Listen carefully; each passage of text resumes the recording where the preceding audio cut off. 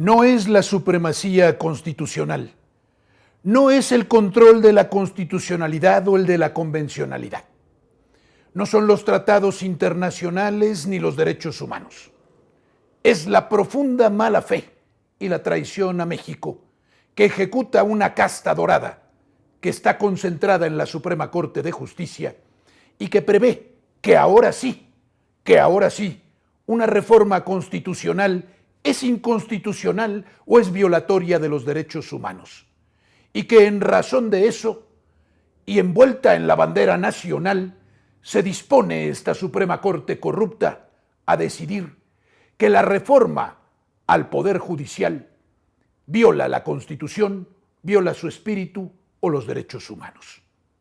No es eso, porque la mejor prueba de que no es eso es que, al menos en una ocasión, cuando no en muchas, pero en una particularmente, aquellas reformas estructurales derivadas del Pacto en contra de México, en esa ocasión pasaron reformas no solamente contrarias al espíritu de la Constitución, sino contrarias al interés nacional, a la soberanía misma, a todos los derechos humanos y a las garantías.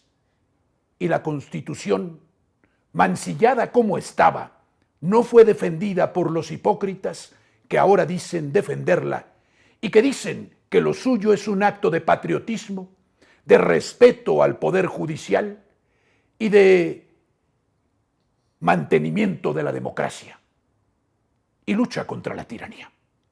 En ese entonces, simple y sencillamente, se despojó a la patria de los derechos inalienables que tenía, para permitir que el gran capital se infiltrara en México e hiciera de nuestra patria su botín, de nuestros recursos, de aquello que nos pertenece, y de una vez por todas se suspendiera, se rompiera, se descarrilara el progreso nacional. Una renuncia al futuro, a la existencia misma de México. La destrucción programada de Pemex, de CFE, la entrega de nuestros recursos naturales a los extranjeros, la dilución del Estado, el acabamiento de los derechos y las garantías de los trabajadores y la entrega de mano de obra esclava a los extranjeros. Pero todo esto, que uno por uno o por separado y todo junto constituye una desmesura, constituye un despropósito y una traición a México, todo esto no fue visto por ministros de la Corte corruptos y traidores. En ese entonces ya estaba Norma Piña en el Poder Judicial y en la Suprema Corte de Justicia, y no se envolvió en la bandera. Y no argumentó especiosamente que era posible que la Corte revisara reformas que ya formaban parte de la Constitución, porque violaban derechos humanos. En ese entonces, ni las cámaras, ni los medios de comunicación o incomunicación masiva, ni los pseudointelectuales orgánicos, ni las universidades, ni los colegios de abogados, ni nadie gritaba que se estaba destruyendo el espíritu de la Constitución y traicionando a México.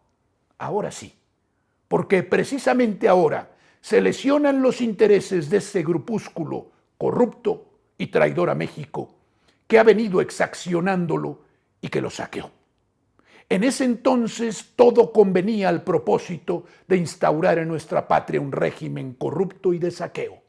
Hoy no, porque esta reforma precisamente desmantela ese poder corrupto desde el que se garantizaba que todo cuanto se hiciera la Constitución en beneficio de la oligarquía corrupta y de las grandes corporaciones y de las finanzas internacionales permaneciera. Así eran las cosas, así son ahora. Distinguir a los hipócritas es fundamental, porque al traidor se suma el hipócrita, o en el traidor vive también un hipócrita. Alerta al pueblo mexicano, no aflojar, no permitir que esto acontezca, ponerse en acción y manifestar que nuestra voluntad es el fin de la corrupción y el fin de un poder venal y traidor a México. Es suprema la Constitución, pero el pueblo lo es más.